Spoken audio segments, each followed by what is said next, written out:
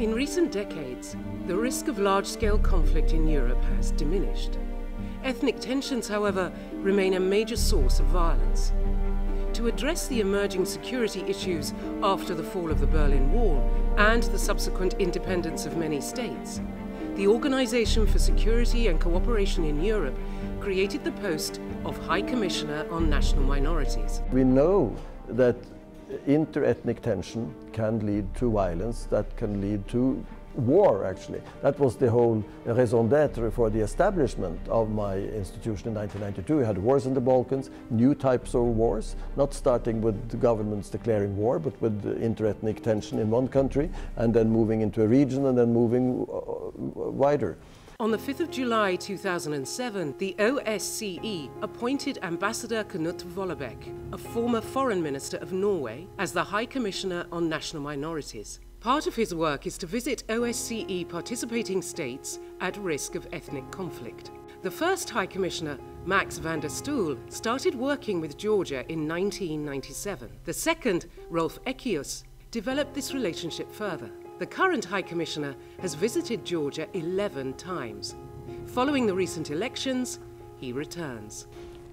This trip has different aspects. One is, of course, to meet with the new government, both to tell them about myself and my institution and the work we have been doing, to make them aware of that we have been involved in this country for a number of years, explain why, so that we also can have an acceptance from them and kind of an ownership to this from the authorities' side, and hopefully a close cooperation, because there are a number of issues that we need to follow up. Using quiet diplomacy, supporting governments behind the scenes, the High Commissioner's mission is to identify and seek early resolution of ethnic tensions that might otherwise endanger peace and stability in OSCE participating states.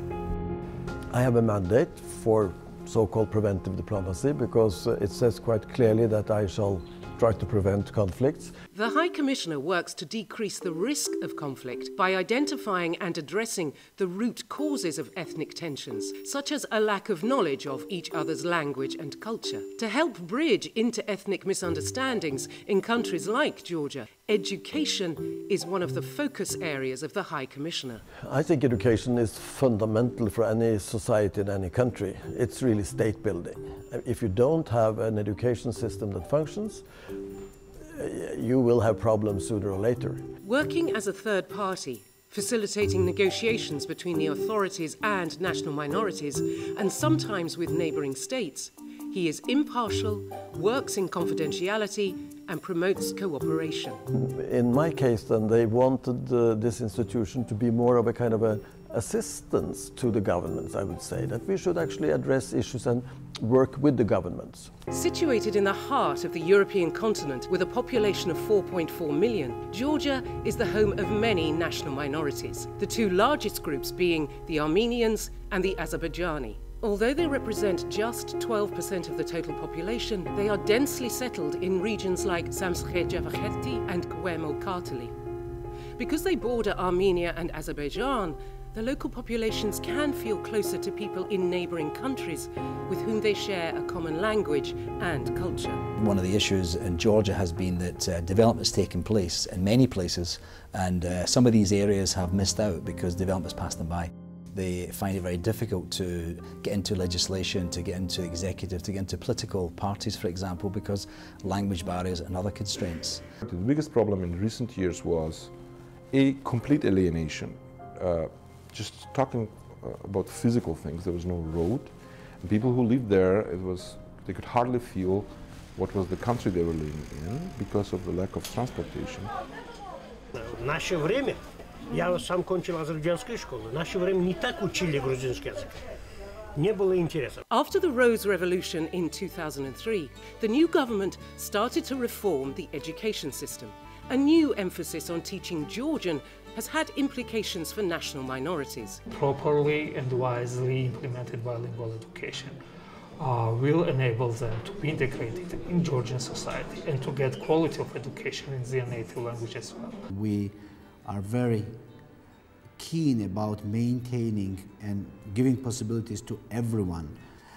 And the highway is the education through which you get a national-wide process.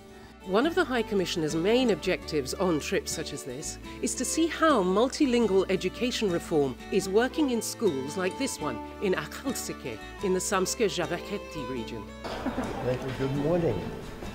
Good morning. საერთოდ ადრე იყო რომ მთლიანად ერთი გაკვეთილი ქართულად იყო ხოლმე და ერთი გაკვეთილი რუსულ ენაზე ვატარებდი და ახლა 3 საათია უკვე წელს.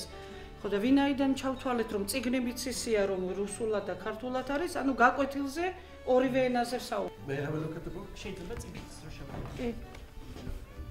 წიგნია არის ასევე რვეულები, სადაც ისინი both Russian and Georgian. The situation in schools where multilingual education has not yet arrived is completely different. What would you like to do then afterwards? She wants to be a doctor. Where would you like to study to become a doctor?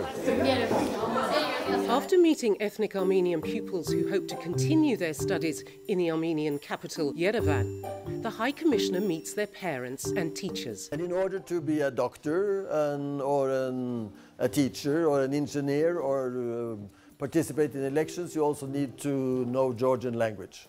Мы не против, чтобы учить грузинский. Я тоже хочу, и все другие. Но мы хотим свой армянский сохранить. There are teachers that feel that they are not qualified, and that's why I think it is important for the government to, yes, have a clear policy, a clear dedication, but do this in cooperation with the teachers and the parents and the students, because otherwise you can have very negative reactions to this work. The High Commissioner has been promoting and supporting multilingual education in Georgia for over 10 years. In 2008, the government committed to introduce multilingual education reform. The High Commissioner's support also extends to pupils beyond the classroom. The Youth Argonauti project helps ethnic minority youths participate in Georgia's society and challenges stereotypes. Students go to study in another region of Georgia, living with Georgian host families. და ეს პროექტი ჩემთვის შანსი იყო და რომ მე იქ ვიყავი, ძალიან დამეკონდი ქართველებს, მათი დახმარებით შევისწავლე ქართული ენა და ეხლასაც მაგ ამასთან ერთად ურთიერთობა და ოჯახებით დავახლოვდით. Of the 74 participants between 2008 and 2011, 20 went on to pass the national exams to enter Georgian Higher Education Institute. ჩემი აზრით მართალია საქართველოს სახელმწიფო ენა არის ქართული, მაგრამ ქართული ენა არ უნდა ვისწავლოთ მშობლიური ენის ხარჯზე. What we try is, of course, to make this a government's policy. We would like to have them involved from the very beginning. That's why we offer experts to the Ministry of Education. We don't do it for them, but we offer them some assistance, but embedded in the ministry. The government has to show the will, be willing and move forward because they have the tools to do this. But at the same time, then you need a reception on the ground. We can help the government in preparing that through experts, through NGOs, through civil society, through different groups and people, that there is an understanding of what this is all about. As Georgia enters a new phase of its political life under new leadership, what is the future for multilingual education? First of all, the policy should be sustainable. We should have a long-term strategy how to implement bilingual education reform. I think what you have to do is maybe create some champions within the youth and give them the opportunity to lead the new generation and bring them forward.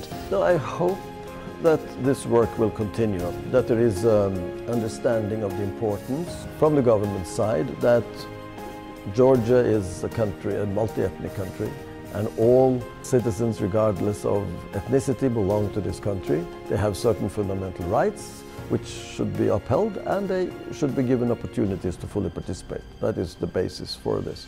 And if these two movements move forward together, the government's responsibility and understanding and the minorities of the different ethnic groups' desire and will and opportunities, then I think that this country has a bright future.